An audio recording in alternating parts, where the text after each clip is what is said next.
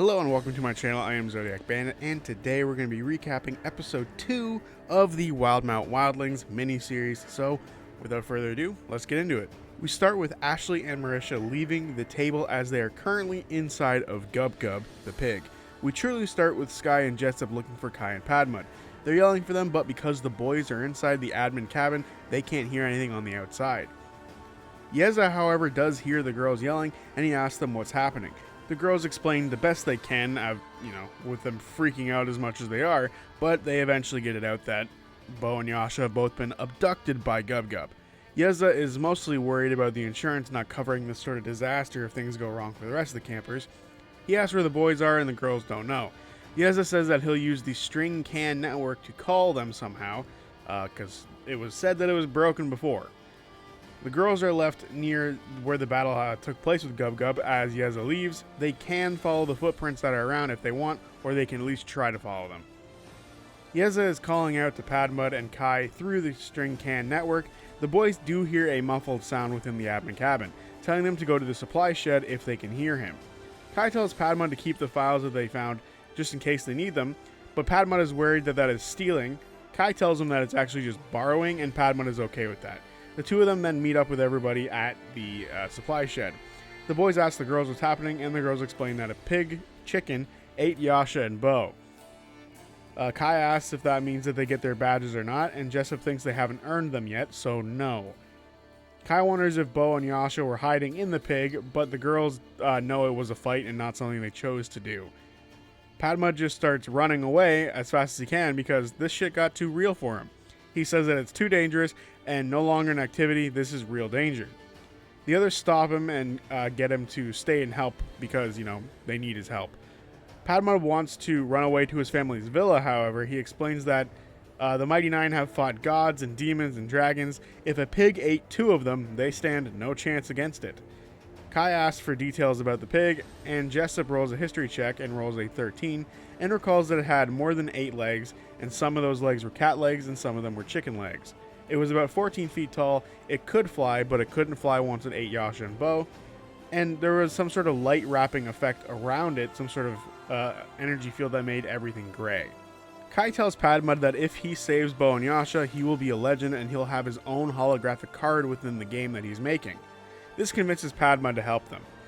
Padmud begins to question why this thing couldn't fly away with Bo and Yasha in its mouth if it could fly before. He says it might be a little weaker than expected then. He tries to think if he knows any creature that sounds similar to this. The girls say that it's made the sound gub gub gub gub over and over again. He rolls a low history check and knows nothing about this creature specifically. Sky looks at the tracks that this creature left behind and attempts to follow it and rolls a survival check. She rolls a 10 and can't make really any sense of which way it went because of how many legs it has. It makes it hard to track. Padmud notes that there are 2 problems here. They don't know where it is and they don't know how to get Bo and Yasha out. Padmud wonders if Mishi would go after the pig if it's out past curfew. He wants to convince Mishi to look for Gub Gub itself. Kai breaks out his disguise kit and puts a fake mustache on his upper lip and below his mouth like he did before. The party head over to the curfew tower, and they look up and quite clearly see Mishi sitting on top of it. Kai asks what exactly they're trying to get out of here. Are they trying to be allowed to stay out longer or get help from her just in general? Padmud thinks that if they track Gub Gub alone, they will die. They need help from Mishi or some sort of potion from Yasha to make the pig throw up. He questions why Bo and Yasha drank the weakening potion that they got. They should have just relaxed. They can control themselves, right? Sky wonders if the vomit that this thing Gub Gub will projectile out would be toxic or not. Kai just calls up to Mishi. Mishi, the purple creature, looks down and says, hello, dainty feet, and asks how she can help. She also notes that it's 3.5 hours to curfew. Kai, with his disguise on, tries to convince her that he's a counselor. Mishi wonders where his uniform is, and he claims that he left it in the wash and didn't think there would be an emergency today. Deception check of 14. She smiles at him and she knows that it's not true. She's been watching him this whole time. Kai takes his bottom mustache off and tries again and gets a lower roll, so Mishi sees right through his lies again. Mishi actually asks if Kai is alright. She likes that he tried, but she's not new on the job here. The Olgas ask if she saw where the pig went, and she says that she saw everything. She believes in two things, however. She believes in curfew, and it must be observed, and she believes in privacy and won't tell them which way the pig went. Padmud says safety is the highest priority of the camp, and knowing where it is would, leave them safe, and the rest of the camp safe. She says that all she really cares about is curfew, not necessarily safety. Damn. Kai tells Padmud to look for some dirt on Mishi in the files they found. Padmud rolls investigation to see if one of the files he took was actually Mishi's, and he rolls a 10. He only grabbed files of the Olgas. They all make history checks as they've met Mishi before today. They've been in the camp for a while. Padmud is 16, Jessup is 16, Kai is 7, and Sky a 12. Those with the 16 know that she's very good at her job, but she does have vices. She's very greedy as she's not paid, and she's also very vain. She tends to look at herself a lot in the mirror. She definitely knows where the pig went, but she won't share. Kai climbs up and puts his hand on her shoulder, and he tells her that 2 of the Mighty Nine got captured. She's aware of this. He points to Padmud and tells her about his card game that he's making about the Mighty Nine and just Exandria in general. Kai thinks that if they get help from her to save Bo and Yasha, that they will sign limited edition cards of his game, and she will get some if she helps out. Mishi asks how much they're worth, and Kai says about 2,000 to 5,000 gold. I was going to say dollars, but that's not how it is. He says if she helps, she'll also get her own card. Mishi says that he's offering her something based on something that doesn't even exist yet. Kai says that focus groups have told him how much the value of the game would be worth. He rolls a deception check and gets a 25 on the roll. Mishi wants to see a card. Jessup uses minor illusion to make a holographic card appear before Mishi as if Kai is holding it. Mishi rolls to see if she sees through the illusion, and she asks to see the back of the card. Kai, who's pretending to hold it, turns it over, and Jessup needs to make a performance check to maintain the illusion, and she rolls a 14. It seems the lie holds up, and Mishi asks for the card itself. Kai says that the card is actually a prototype and is needed for mass production. He says that he'll get her her own card that she can sign, and she can make money off of it herself. Mishi questions how that works, as the market isn't real yet. But Kai says that there is a market for signed cards. Jessup says they need to hurry, as Bo and Yasha could die, and if they die, they won't be able to sign the cards, and the cards will be worth less. Mishi says that this is both convincing and far-fetched. Padmud says that he's making a Mishi card, and she will be the most powerful, giving advantage to Jessup on her next performance check. She then casts Minor Illusion again, creating the best looking version of the Mishi card with a gold foil on it. She rolls a performance check of 17, and Mishi gets excited by this. She thinks it's high quality and asks that the game is both hard to play but easy to pick up. Padmud says yes. Mishi asks for what the game is actually called. Padmud says it's got 2 names in the works right now. It's either Mysteria, Battle Cards of Wildemount, or Poker. Mishi says that she believes in privacy and tells the party which way the pig didn't go, and then points in the direction of the campers' cabins. But they didn't hear from her. She reminds them that curfew is in 3 hours and 15 minutes. Padmud asks if curfew applies to the monster, and Mishi says curfew applies to everyone. He notes this because it might be important later. The Olgas then go to the campers' cabins, but before we check up on them again, we then check in on Bo and Yasha. Ashley and Marisha are in a dark room, and they're tied together on a chair, and this is the same for Bo and Yasha. They were both eaten by the pig, and this hurt their pride a bit. They both blacked out, and they aren't sure where they are or why they blacked out, but they've now woken up in a dim room, and their eyes are adjusting to the room. They're tied together via a strange rope and can't tell quite what it's made of. They roll a perception check and both roll low. However, apparently it's high enough for them to see that it's made of cat fur. They don't understand how this happened. Bo gets mad that Yasha was drunk. Yasha explains yet again what happened with the smoke and Yeza. They agree that they can fight about this later. And they're both mad that they actually drank the weakening potion. They blame Caleb for the predicament they're in. They try to flex to break free of the rope, and as they do, smoke comes out of it, and both need to make a charisma saving throw, Yasha a 7 and Bo a 4. It flies into their nostrils, and they're both poisoned. It seems to be some sort of cat dander, and it gives them all disadvantage on, or gives them disadvantage on all their rolls. And all strength checks have -5, which is an insane penalty. They both know that this won't last forever, so they have to basically wait for the effects to wear off. Yasha is worried about the kids and if they might get hurt, trying to help them, and it's all their fault. She says they're good kids. Bo agrees they're good. She thought that they'd smell weird. Bo and Yasha wishes Sky would learn to use her strength, or at least lean into her strength, but they also like that she's using magic. Yasha wishes that she could cast a fireball every once in a while. Bo then gets the idea that they could yell for help.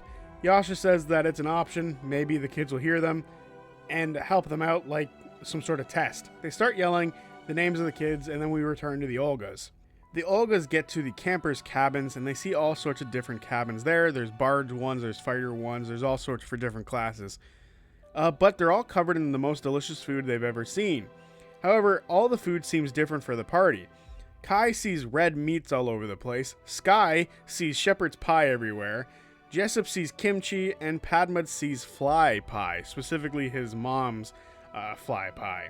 For the record, the least appealing one out of all these, aside from the fly pie, which is obviously the least appealing, is the shepherd's pie, because I hate shepherd's pie. I'm going to get roasted in the comments for that one. They all roll perception checks. Padma with a 23, Kai and Jessup with a 13, and Sky with a 15. Everything here has the wrong smell to it. It's just a bit off. And there's also a warping effect, much like the effect that was around the pig. They all see an archway that goes into some sort of maze. There is more food than Padma has ever seen before. Padma actually looks at the pie before him, and he says that it's his mom's special recipe, and she'd never make the time to come here, and he knows it's fake. God damn, Brennan, that's brutal. However, it looks real, and something has to have made this illusion. Sky then walks up and touches it, and it feels right. Jessup doesn't think that they should eat it. Kai thinks that they actually should. Padma thinks that it'll have some sort of mental effect, but he's immune to poisons, and he tastes the pie before him. It tastes wonderful, and he rolls a d4, and he gets a 13. He gets a 3, not a 13. And he gets 3 temporary hit points, and it tastes about right. But now he must roll a wisdom saving throw, and he rolls an 8. The DC is normally 10, but because he got 3 temp HP, it became 13. He's overcome with the feeling of homesickness and has to go inside the maze. He starts running into it and finds a branch that go left and right. The others try to stop him, and he tells them to eat it. They don't have to do what they have to do here in the camp anymore. They can just go into the tunnels. Kai sees that there's hundreds of tunnels within this maze and knows that it's probably a dangerous idea. Padma hears Gub Gub go down one of the halls. He takes off down the left path where the sound was coming from. Jessup says that she's been scared and that it's what been holding her back in the past, and she eats the kimchi before her. She gets 3 temporary hit points and fails the wisdom save as well, and goes down the left path. Sky thinks that they should follow them. Both Kai and Sky don't eat the food, but they do follow them down the left path. They all regroup at another fork, left and right again. Kai tries to listen for Gub Gub and rolls a 13 on perception. He hears it down the right path. They start heading down the right path, and everyone needs to make a dex save as the floor falls out from underneath them. Kai with a 21, Sky with a 14, Padma a 10, and Jessup a 2. Padma and Jessup both fall, and they fall about 15 feet and hit a pit below. The walls of this pit are very smooth, and there seems to be no way out. Jessup starts to panic immediately. Sky uses her marvelous pigments to draw a rope to lower it down to her, but that'll take some time. The two down below see a flash of gray, and they both have to make intelligence saving throws. Jessup with a 17 and Padma with a 10. Padma sees the world is now blurry, and it's lost its color. He is in a flashback to an important moment of his life. He sees his father, who is filthy rich and is a merchant sailor, and he overhears his parents talk about how they can be splitting the summer at camp and working on his dad's ship, but Padma's father thinks that Padma would be a liability and doesn't want him to come on the boat. Padma overheard this, and the next morning tells his parents that he'd rather go to summer camp all summer. What the fuck, Brennan? You're making me really sad about this character. This flashback distracts Padma, and he doesn't see pipes open up down in this pit with lava starting to flow into it. It's pooling around him. Jessup sees the lava and can react. Kai takes his rope out and throws it down. Jessup grabs onto it and tries to lift Padma out with him. With a strength check of 14 on the roll, she can't quite lift him up. Padmud, now standing in lava, takes 1 damage as he's still affected by his flashback. Sky sends a firebolt down next to Padmud to try to wake him up. She flips a coin and it actually goes off, but Padmud still doesn't wake up. Jessup casts a spell to see if she can get some sort of random effect that'll help her out here, but her spell actually ends up working and she uses Sorcerer's Burst on the wall, making it crack a bit. It also makes a loud sound, but this still doesn't wake Padmud up. Sky's rope is now done, and she gives it to Kai to hold on to it. She then slides down and picks up Padmud, but with a strength check of 7, she can't lift him either. Padmud takes 3 more damage from the lava. Kai is holding both ropes. Jessup casts Infestation to try to make birds appear to help pick them up, but she rolls a 2 on her d6, which means that a wild magic effect goes off, and she rolls 24 on that. Her blue skin turns blue. Kai then jumps down into the pit himself and lands in the lava. He tells Sky to throw Jessup out because she's very strong, and then Kai picks up Padmud, and with his ring of jumping, he jumps back out of the hole with Padmud. Padmud immediately wakes up from the effect, and he jumps back down into the hole because he's super strong, and he can jump 15 feet no issue. He grabs onto Jessup and then jumps back out of the hole. Sky is the last one down there, and she takes 4 damage from the lava, and she casts the spell Jump on herself, which does go off, and she's able to jump out of the pit. Padma and Jessup are still under the effects of the food that, makes them want to be in this little cave. They both still like it here, even after what just happened. Kai smacks the shit out of Padmud to set him straight, and with a wisdom save of natural 20, Padmud is now free of the food's effect. Padmud now hates it here. Sky tries to get Jessup free, but by reminding her of a funny moment they saw in camp, but she doesn't roll free from the save. Kai thinks they need to just keep moving. Jessup eats more kimchi, which gives her 4 more temporary hit points. There's now 2 tunnels ahead of them. Perception check from Kai. He rolls a 21, and here's Gub Gub to the right. They head down the right path, and they see an exit at the end of a tunnel that's, got light at it, which is not the best place to do. You don't want to go down to a tunnel that has light on it.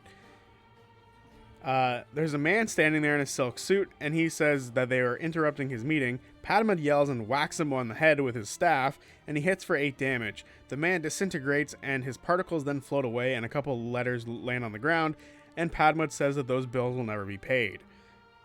Padmud does think that violence can sometimes lead to a better world, and he finally understands the camp. Jessup doesn't think that's the right fucking message. Jessup, watching this, breaks free from the food effects as well. They press on, and they reach a door made of peanut butter and jelly, and they're able to push through with no issue.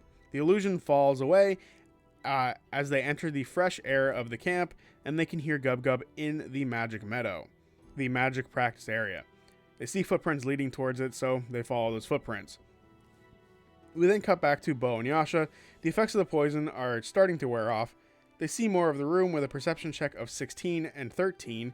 They both see a table next to them. There's a golden dick, of course there is, a bunch of candy, a scroll, and the swear jar, which seems to have something inside. The two of them work together to get the clue out of the jar, and there's a note that says, "In life and love, communication is key. Only your true feelings will set you free."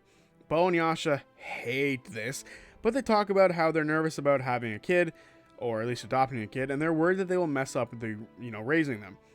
Yasha thinks that Bo will be better at raising a kid than her parents were, and knows that the Mighty Nine will be there for the kid, and the kid will have a very large family who love them.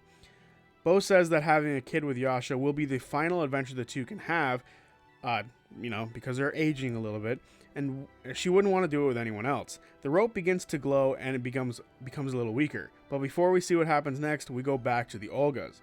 The kids have made their way to the magic meadow, following Gub Gub. It's the area in which that the kids practice, so there's a bunch of wards here that seems to have, a way to keep magic from leaving the area. There's trees, bushes, a small pond, and in the middle is a shed. Sam gets a map. It's actually a really cool map. They roll perception check. Kai with a 12, Sky with an 18, Jessup with a 5, and Padma with a 15. They see the meadow is crawling with strange creatures on guard around the shed. A strange bunny with a tongue that, with eyes on the tongue and a toothy maw. It seems to be a bunny doll. There's what's known as a Viking, which is a half vampire, half werewolf creature. There are 2 sharks. One has a hat, one doesn't. They have legs and they're talking together. There's a floating transparent creature called the Sonic Scream, and there's also a therapist asking how it makes you feel over and over again. There's many more than that, but those are the ones that we are described initially.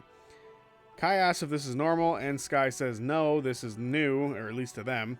Sky, Padma, and Jessup, who all come here very often because they have magic classes, roll insight checks, and Jessup rolls a 21. She knows that the shed in the middle is the enchant shed, where they keep magical items on the campus grounds. Normally that it's locked and the doors are closed, but the lock is off and the doors are wide open. The creatures are circling the shed. They also see a gray effect again. Kai thinks that they should run straight for the shed. The kids can't see inside the shed, however. Sky agrees, as there's a lot of monsters outside the shed, that they should be going in the shed and seems more safer in there. Kai uses his bell and tosses it off to the right and see if the monsters go after it. He throws it in, and the Sonic Scream races off to it, screaming as it goes. Once it gets to the bell, there's an explosion of sonic energy, and Padman freaks out. He wants to make another Archibald again, but Sky doesn't think they have the time for it. Instead, Padman casts Detect Magic. He also casts Unseen Servant. None of these are rituals, by the way, and he sends the Unseen Servant into the shed. It makes its way over there with no issue as it's invisible, and he commands it to gather any items it can and bring it back to them. It grabs some items, and it comes back with the items in hand, but the items are invisible, and 2 sharks are nearby. Padman yells at the sharks to let the servant sneak past without issue. They turn to him. One of them asks Padman what he's doing here, and Padman says that he has a nice hat. This surprises the sharks, who tell him not to come close. Padman says that he'd never go anywhere near them. The servant is able to sneak past without any issue. The servant gets a lot of stuff, and if they come up in the story, I will let you guys know, because they listed off a lot of stuff. He also hands Padman a pressed flower, which Padman knows belongs to Yasha, so they know they're going the right way. The group now think that Bo and Yasha are in the shed, and they have to go inside the shed now. But the sharks are standing in the way. The shark with no hat asks if he'd look good with a bowler hat, and Padman says that Jessup can actually make him a bowler hat, and they need to go inside the gates to be able to do that. The shark says that they can't let anyone inside.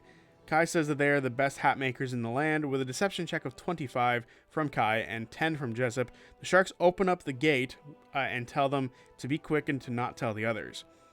The one hatless shark bows in front of them and to get his head measured. Kai says that they left some color swatches in the shed itself.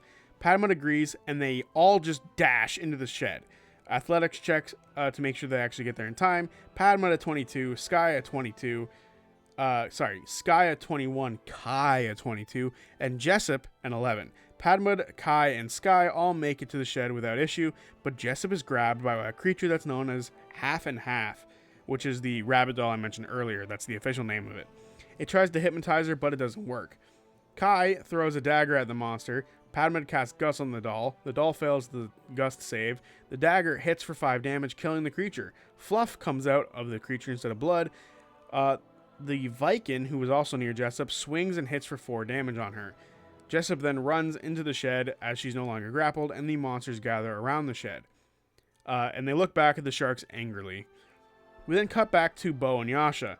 The ropes get weaker, but Gub Gub walks into the room before they can act. They need to make a dex save, as they are getting attacked, and maybe swallowed again. Bo rolls an 11, Yasha rolls a 16. Luckily, they're able to dodge out of the way of the pig's attack. This gives them a chance to break free, and they both roll strength checks of 14, and the ropes fall away from them. They hug each other, and they say that they love each other. Gub Gub gets ready to attack, but suddenly a door behind him opens up, and a blinding light comes through. Then a fork comes through and grabs a hold of the pig, dragging him back through the door. There's suddenly a sizzling sound of oil, and breakfast is being made on the other side. Behind the door seems to be a nightmare. They listen for the kids with a perception check. Yasha hears the voices of Padma and Sky as they run, coming from inside the door that just opened up. They're happy that the kids came for them. The two run through the light, and we go back to the Olgas. The inside of the shed is massive, kind of like the tent in Harry Potter 4.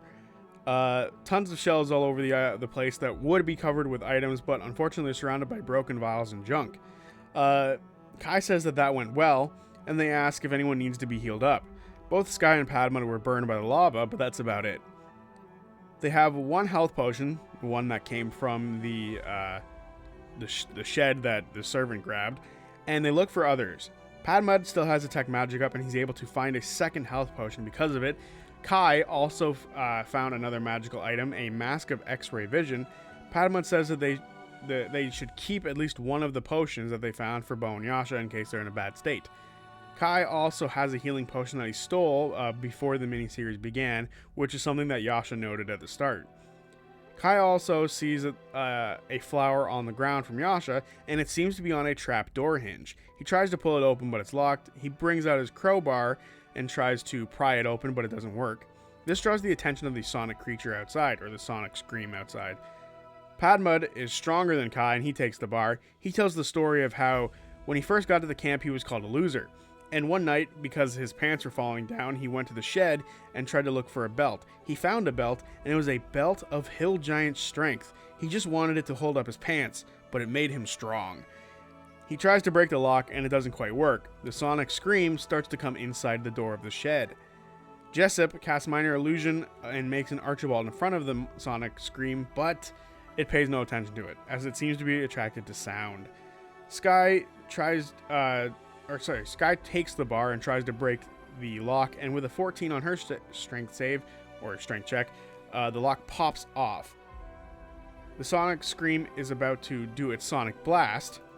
Padmud, who we're learning is more and more well off than we expected, tries to pay off the monster, but it isn't interested in money.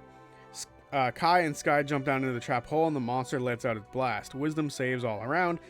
Padmud an 18, Kai a 9, Sky a 15, and Jessup an 8. Kai and Jessup both take 7 damage, and they both fall unconscious. Padmud immediately grabs Jessup and jumps down into the hole, and closes the door behind them. They're now down in this darkness by themselves, in silence, 2 of their friends knocked out. In a long tunnel, and they can smell sizzling bacon. The group has made it this far. Can they get the rest of the way there? We will see next week as the session ends here. And there you have it, episode 2 of the Wildemount Wildlings. I don't know how much I really have to say about this episode. This was a episode of getting them to the end of the session, right? Like, of the end of the miniseries. It was a lot of fun. We learned a lot about Padmud, and I'm very excited. We also got to see, like, Yasha and Bo sort of talk through, some of the underlying issues that they both have with the potential of having a kid, which was nice, and the 2 of them sort of coming to an agreement that it's going to be scary, but it's going to be something that they need to do, as everything in life that is hard, that is worth doing is going to be hard. So realistically, it's going to be something, that they would enjoy doing. And I'm excited for that prospect. I'm hoping they just adopt Kai, because it just makes a lot of sense for them to do so. He's an orphan. He's a little bit older, so they don't really have to worry about, like, the baby ages. So it would be a good move for them to do that. But, who knows? I'm excited to see where that storyline ends up. And I kind of like how they clearly shot the Bo and Yasha stuff after the session was done, which is how, like, Sam was aware that it was only the voices of Sky and Padmud who were there, which is great, and like a nice little hint that happened before, because they like sort of interspliced it all together, which is really cool and really fun. I'm actually a really big fan of the concept. Like, it was one of the things that I really enjoyed about the original EXU, like the EXU Prime, was at the end of every session, Abria would give like some sort of zinger to give us, the viewers, more information than the players themselves, which I was a really big fan of. And this to me was almost the exact same thing, with like Bo and Yasha being trapped inside the shed, and then us seeing that, but the players not seeing that. I think that's really cool and really fun, and I'm excited to see exactly how the 2 groups come together. And I really hope this fight with whatever the hell is behind the door, because Gub Gub is now seemingly bacon. So whatever it is that they're fighting, truly, I'm very excited to see what that is. But overall, super fun episode in my opinion. I love seeing this like kids game come to reality. I think it's a lot of fun. So yeah, I'm excited for the next episode, which will be the final episode. So I will see you guys next Tuesday for whatever video I make next. And then following that, I will see you guys for the, on Friday for the next recap. Also, for those of you who are unaware, on Sundays, I live stream. Currently, we're doing an honor mode of Baldur's Gate 3. So if you're interested in that, come check that out. So until then, peace.